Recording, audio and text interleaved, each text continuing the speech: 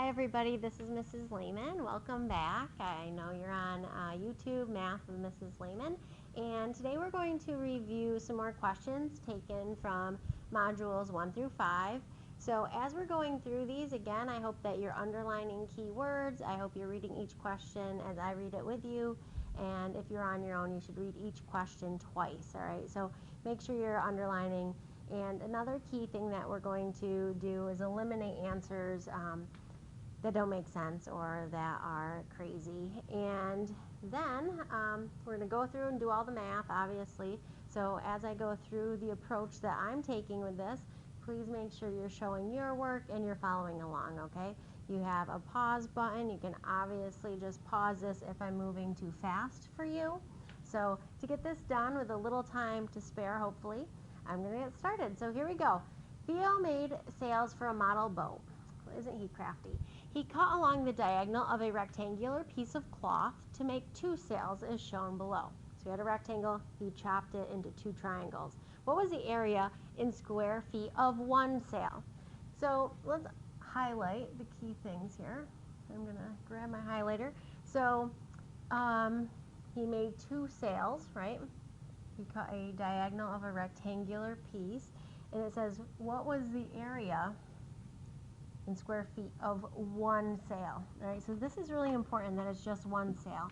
If I recall correctly, the biggest mistake kids have made, as we've talked about this problem in the past or when we had it on a state test, is that kids found the area of the whole rectangle. So we know that we have a rectangle, right? And the formula for a rectangle is base times height, or length times width, right? Because we're dealing with perpendicular lines, so right angles. So if you did that, you'd have 4 times 1 1/6, right? So that's not the only thing we want to do. We want to only find half of that, because what we are looking for is just one sail, okay? So the area for a triangle is area equals 1/2 base times height. So I recommend to my students that if you're dealing with fractions, then you do 1/2 base times height. If you're not dealing with fractions, I do base times height over 2. And we know that dividing a number by 2 is the same as multiplying it by 1/2. That's why they are both equally good formulas to find area, because they mathematically mean the same thing. So anyway, we're dealing with fractions, so I'm going to use this one I wrote on the right. So area equals 1/2, and the base right here is 1 1/6. So we need to change that into something with a numerator and denominator only. So to change 1 1/6 into that, we're going to multiply the 6 and the 1. You're going to get 6. You're going to add 1, and you're going to get 7 over 6. So the base is 7/6, and then the height right here, it's perpendicular, that is 4 feet. So we need it as a numerator denominator situation. So I'm just going to put 4 over 1. So now it's just a matter of simplifying and multiplying. So area equals, now you could go ahead, and I'll do this in blue, you could simplify here before you multiply, and you could say 2 goes into 2 one time, and 2 goes into 4 2 times. You're going to get 14 when you multiply straight across over 6, which would be 2 and 2 6, which would obviously simplify down to 2 1/3, which is choice D. Now let's say you are not good at simplifying before you multiply. So what would you do then? So area equals 1/2 times 7 over 6 times 4 over 1. And honestly, as I'm doing this, I'm noticing I could have, see that 6 we didn't touch as a denominator of 7 6. I could have simplified that with the 2, right? But I didn't even do that. So 4 times 7, if we just multiply straight across without any simplifying, you can either simplify it ahead of time or wait till the end. I've noticed a lot of kids prefer to actually wait until the end, but that's just my observation. So 28 over 12, right? How many times does 12 go into 28? Well, it goes in 2 whole times, right? And then we have some left over. So that alone narrows it down into choices C and D, but again, so we'd end up with 24, right? But we have 4 out of 12 remaining. So 2 4/12, which then simplifies to 2 1/3.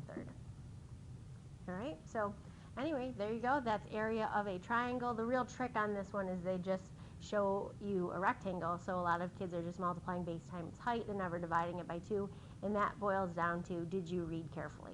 So be warned, they love to do that kind of thing. So question number 2, a shelf has 4 books on it. The weight in pounds of each of the 4 books on the shelf is listed below. 2 5/10, 3 2/10, 2 7/10, 2 3/10. Which inequality represents, it should say, the weight W of any book chosen from the shelf. All right, so any book, here are the book weights right here. I'm going to circle that. First of all, let's highlight some things or underline. All right, the weight in pounds of the 4 books are listed below. Oh, pardon that. That's actually the school calling me over a message that was sent. Anyway, so let's see. So it says the weight in pounds of each of the 4 books on the shelf is listed below. It says which inequality represents, it should say, represents the weight of any book chosen from the shelf. So it has to apply to every single book on there. You can't just apply to 1 or 2. It has to apply to all 4 of these weights. So the first choice is the weight is greater than, remember that number alligator, number monster, whatever you want to call it, the mouth opens up to the bigger number. So we're saying the weight is greater than 2.3. So, you know, you look at that and it's probably tempting, right? But 2.3 is not greater than 2.3. If you had $2.30, you wouldn't say, oh, that's bigger than $2.30. It's the same amount. So we can cross out A. The next one says the weight is less than 2.4. Well, that only applies to one of those 4 weights, right? 2.3 is less than 2.4, but if you have a 3.2 pound book, that's definitely not less than the 2.4 book. All right, the next one, the weight is greater than 3.2. So if you look through there, we have one that is 3.2, but none of those exceed that amount. So we want a weight greater than 3.2. Well, that's not happening. So we're just going to hope choice D works for us. The weight is less than 3 3/10. And all of those weights are less than 3 3/10. So it is choice D. Right? Not a very difficult question there. I would expect most of you could get that one correct, especially now that we've recently talked about inequalities. So let's go on to the next one. Question 3. John's friend told him that he could earn $49 for handing out flyers at a local concert. Doesn't it kind of seem like one of those scam things, like, oh, sign up for this? Anyway, not really related, but John wants to calculate the hourly rate. If he works a total of 3.5 hours, 3.5 hours, the equation 3 5/10 x equals 49 can be used to determine his hourly rate. What would John's hourly rate be in dollars? Well, let's just take a look at choices A through D, shall we? We want to figure out his hourly rate. So let's just highlight a few key things here first. All right. He could earn $49 for handing out flyers, right? Not flowers. That'd be better. John wants to calculate the hourly rate. If he works 3.5 hours, this is the equation he can use. The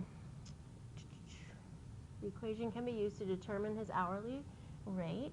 And then we want to say, what would John's rate be in dollars, hourly rate? So how much is he going to make per hour is what that is asking.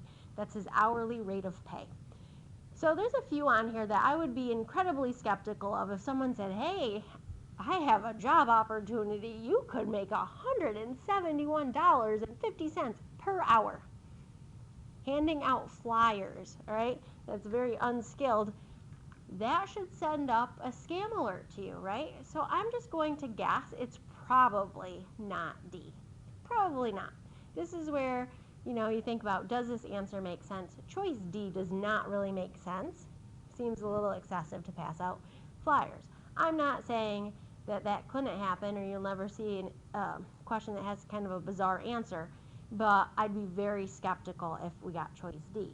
I'd also, you know, question the child well, it doesn't say you're necessarily a child in this example, or John's a child, but if you're getting paid $1.40 every hour that you work, you know, that's less than babysitting rates back when I was a child, which was a while ago. So, I mean, I'm skeptical of A, that seems really low for a rate of pay per hour, and D seems a little excessive. So I'm personally narrowing that down to B and C. Now, just looking at this and seeing what, you know, knowing what people pay for jobs and different things, I'm looking at C and thinking that's probably not right. So without even doing any math, just on common sense, I'm going to guess it's B, okay?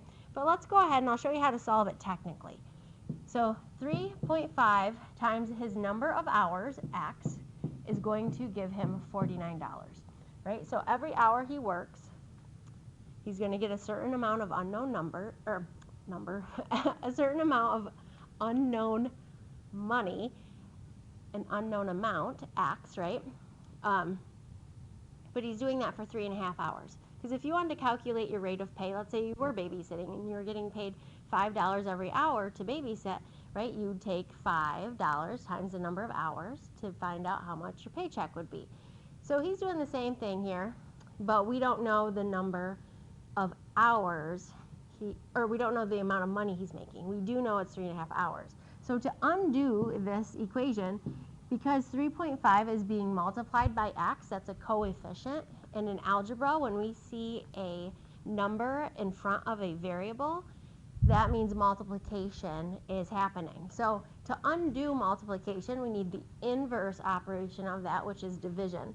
So we're going to divide each side by 3.5, right? So that cancels out over here because any number divided by itself is 1, and we don't write 1x, we would just write x. So 49 divided by 3.5, right? So let's take a look at this. So 49 is being divided by 3.5. So 49 is a number that's getting chopped up into a certain, or into 3.5 sections. So what we're going to do is look at this division problem. We need to get rid of the decimal point. So to get rid of a decimal point, we got to make it a whole number. We got to move it to the right one spot. Kick that decimal point to the wall. All right? So there's a decimal point here after 49, even though you didn't see it in the problem. It's just there. It's hanging out. We need it. You know, if we need it, we can have it show up. So we're going to move this also one spot.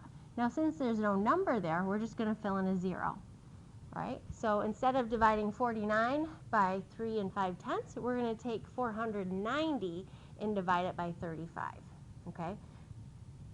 We did the same thing to both numbers. We essentially multiplied each of those numbers by 10. That way, we're not dealing with the decimal. So you got to kick that decimal in the divisor to the wall. Right?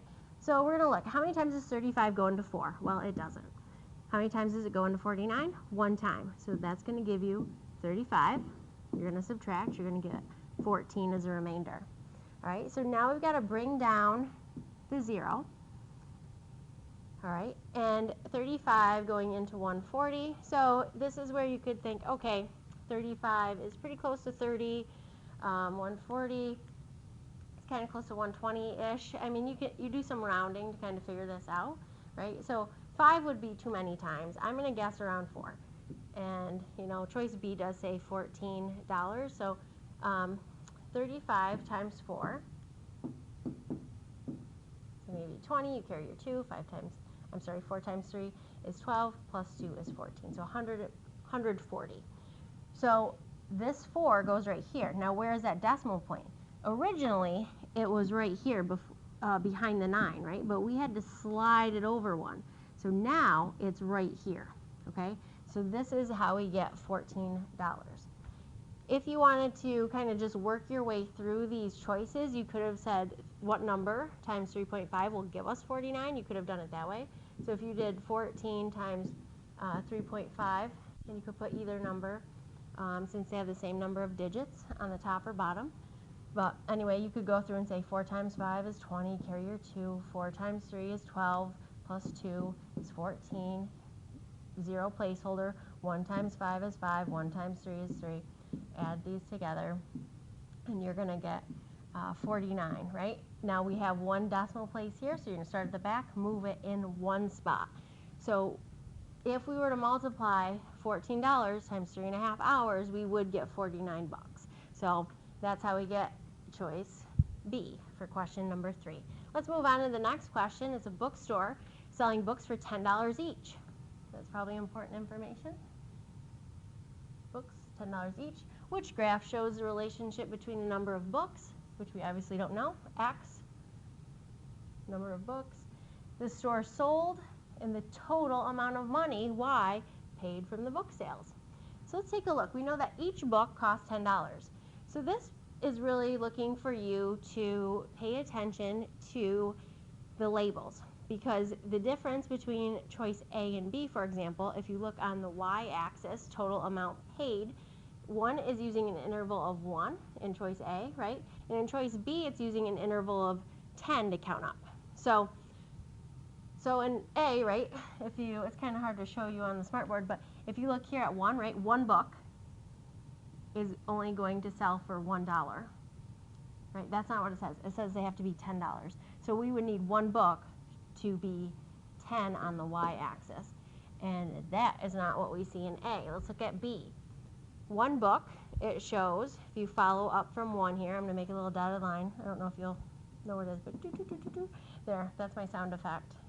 Don't you love my editing software? It's called me making weird noises into a microphone. All right, so we go up from 1 and we go over to 10. Now, if it's $10 for every book, that should work for 2, right? We should have $20. So if you go there, yep, 3 books, 30 bucks, 4 bucks, 40 bucks. Did I say 4 books, 40? That's kind of a tongue twister. 4 books, 40 bucks. 5 books, 50 bucks. So there you go. That one works. I'm going to say B. Boom. All right, let's see what's wrong with C and D, because there's got to be something wrong with these guys.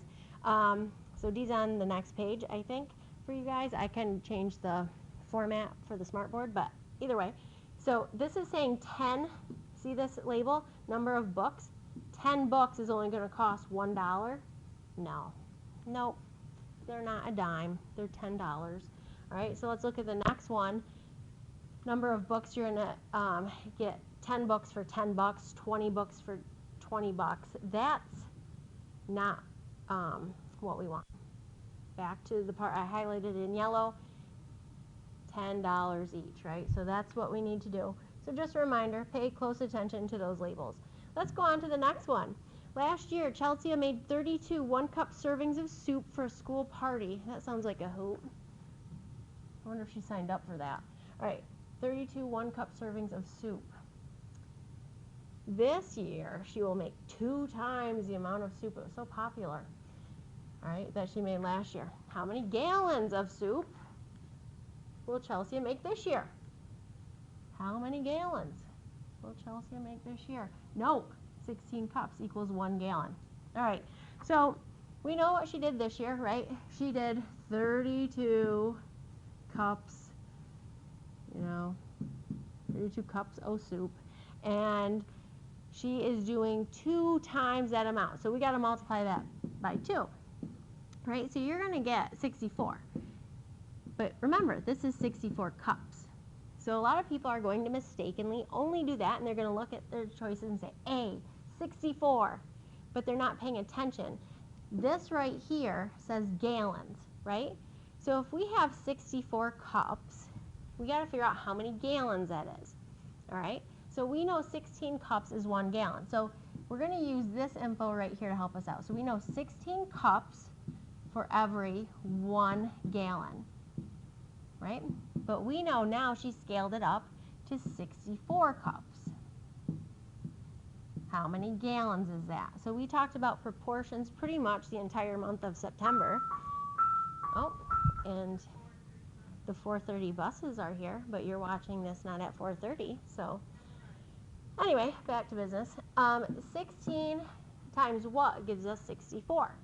So, obviously we're looking at these answers here. 16 times 2 would give us 32, so it's got to be 4. So 16 times 4, you're going to multiply that out, you're going to get 64, right? So 16 times 4 is 64. If you do it to the top part of your proportion, you have to do it to the bottom part as well. So 1 times 4 is 4 gallons. So the correct answer here is choice C, 4 gallons. All right, and I don't know too many people who make 64 gallons of soup. I think they'd run out of kitchen, like pots and, you know, stuff to like actually cook that in. That would be very difficult, unless Chelsea is, you know, a commercial or has a commercial kitchen. I'm not sure, but either way, 64 is a little excessive, and it's obviously 1 cup is not 1 gallon, right? It takes 16 cups to fill up 1 gallon, so it's going to take you 4 gallons to get up to 64. I wouldn't get all fancy and draw a gallon man or whatever you guys learn in 5th grade, but let's be honest, I have no idea how gallon man looks. I don't know what hairstyle I'd give him or anything of that nature. So I'm just going to move on to question number 6, which is Simon using pears and apples to make fruit salad. It's a lot better than what Chelsea has signed up for. All right.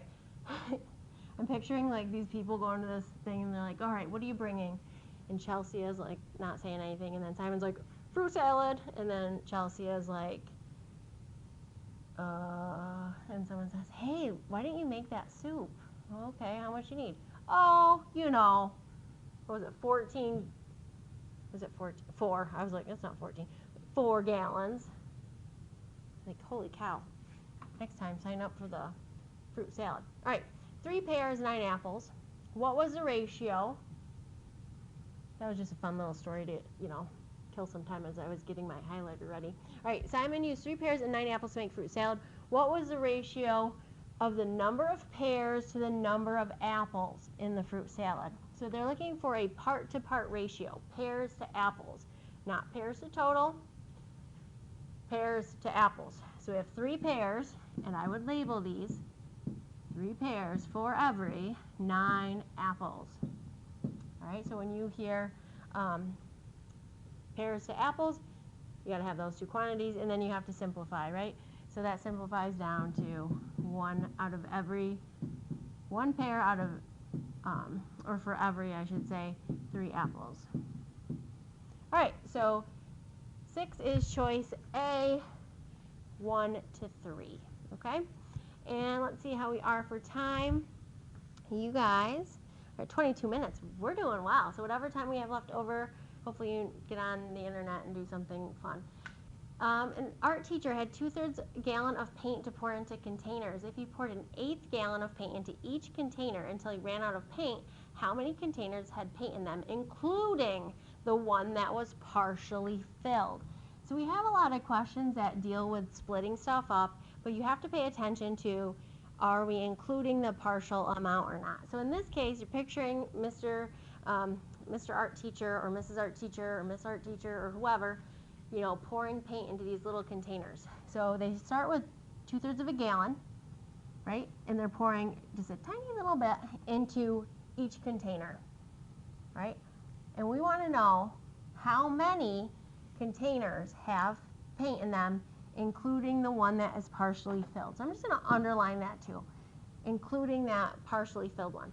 So we're going to start with 2/3 of a gallon, right? And we've got to split that up. So that's why we are going to use the operation of, you guessed it, division. All right, so 2/3 divided by 1/8. 1/8 is what we're doing. So we're going to copy dot flip, keep change flip, drop switch flip, multiply by the reciprocal. Either way, you don't touch that first number. You just bring it down. Right? You're going to change that division to multiplication, and then you're going to switch 1/8 to its reciprocal, which is 8/1. So this is where you either simplify first, but there's nothing to simplify here, or you just multiply, which is what we're doing, across. So we're going to get 16/3, which is obviously not one of our choices. So what we need to do is figure out how many containers that is. So this is an improper fraction. We want to take 16 divided by 3. That's going to give you 5 containers, right? But you're going to have 1/3 of another container. So this answer is 5 1/3 containers. So containers. So you're going to look over here. Now you've narrowed it down to C and D, right? You're obviously going to be able to fill up,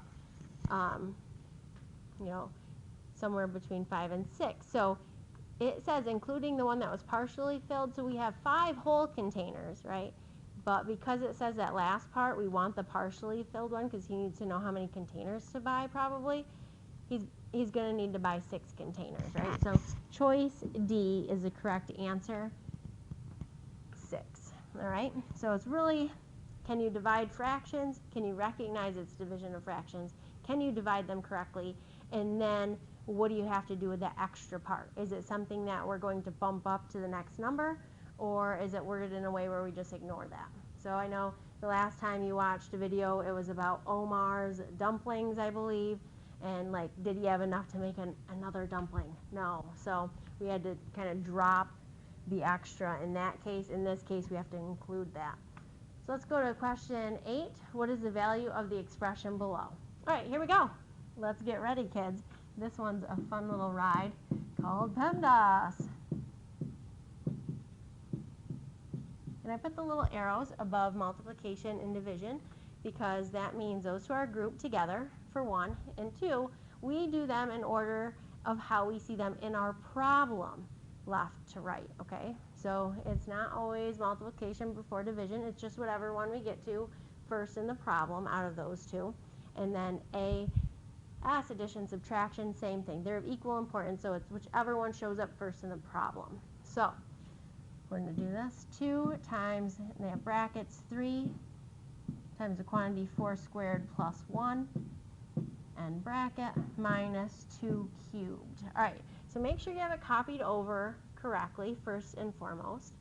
And when it asks for the value, that means solve it, okay? Find out what this equals as a number. So let's look through. Do we have parentheses? Yes, we have 2 sets essentially. They just make brackets when there's multiple parentheses. So we're going to look right here at this section first. So now we are resetting PEMDAS. It's like we're ignoring this 2 to the left and we're ignoring the minus 2 cubed on the right. We want to focus on getting the parentheses done. So within there, we have multiplication here. So I'm going to put a little dot, but we don't need the dot.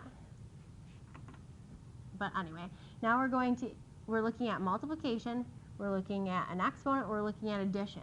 Now the exponent and addition are in parentheses, so we have to look at the parentheses first. Now we have to decide, are we doing exponents or addition? Well, exponents come before addition, so this is our next step. So 4 squared means 4 times 4. 4 times 4 equals 16. So we're going to write 16 plus 1. Being sure to copy everything else down because we are not getting rid of that yet. All right, to get rid of those most inner parentheses, we still have to add 16 plus 1, so that's going to be 17. Now you can either use the 3 right outside the parentheses to show multiplication, but there's nothing left in the parentheses to do, so we're done. Now we're looking at the 3 times 17 as multiplication, right? So this is what we have left.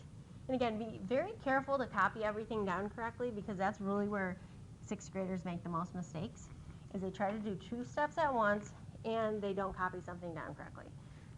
So we still need to get rid of all these parentheses before we can go to any exponent. So 3 times 17, so this is all that dipping sauce we talked about in class, all the side work. So 3 times 17, 3 times 7 is 21, 3 times 1 is 3, plus 2 is 5.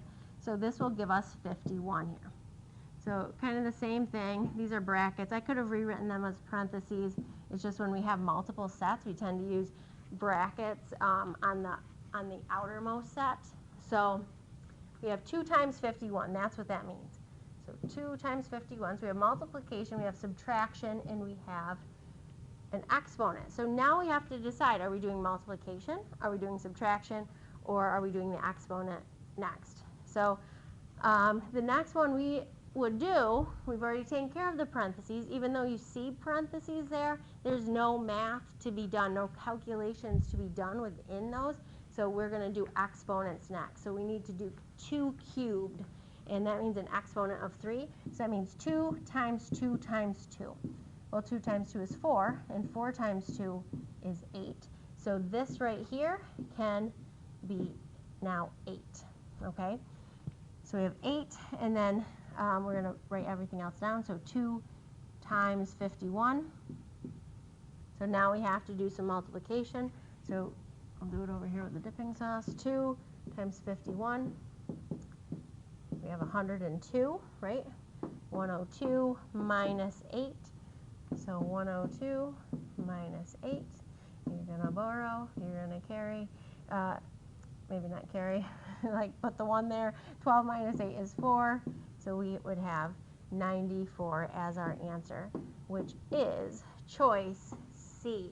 So that one's kind of a lengthy one, but you got to take your time, be careful. You have all the time you need, so definitely try to be very careful about copying step by step. You know, that's not something you want to rush, because, yeah, you could rush and get it wrong, but what's the point? Like, why would you do a bunch of work and just get it wrong? So take your time. You'll do fine with it. Follow PEMDAS. All right, let's go to the next one. Question number 9. Oh, you guys will do great with this one. Which phrase is a description of 2m plus 7? Right? So the first one says 7 more than 2 times m. Second choice says 2 more than 7 times m. C, 2 times the sum of 7 and m. And 7 times the sum of 2 and m. So I'm going to try to keep this quick, but which phrase is a description of this? I'm going to write each of these as how they would be. So D, 7 times the sum of 2 and m. So 7 times the sum of 2 and m would look like that. That's not what we see there. 2 times the sum of 7 and m. Sum tells us we have to add. 2 times means multiply, right? So we would have to find the sum of both of these examples first, then multiply, but that's obviously not what we want here. B says 2 more than 7 times m. 7 times m would look like 7m, right? Plus 2 more look like that. That's not what we need. Let's hope it's A, right? 7 more than 2 times m. So this is a flip-flopper just like this one, right? So even though we see the 7 first, 7 more than, it means we have to do 2m first, 2 times m, and then add the 7. Even though we hear it first and we see the 7 first, it comes at the end. So I know you guys have talked about flip-flop phrases in your math classes, and that is an example. All right, let's go to the last question. Oh, I saved a doozy for last. A net of a triangular prism is shown below. What is the surface area in square feet of the triangular prism? So you just need to find the area of all of these sections. Yay! All right, so maybe you want to do this. So here's section 1, section 2, section 3, section 4, section 5. All right, section 1.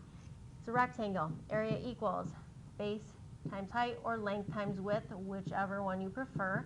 But we're going to plug in 3 and 8. So 3 times 8, this equals 24.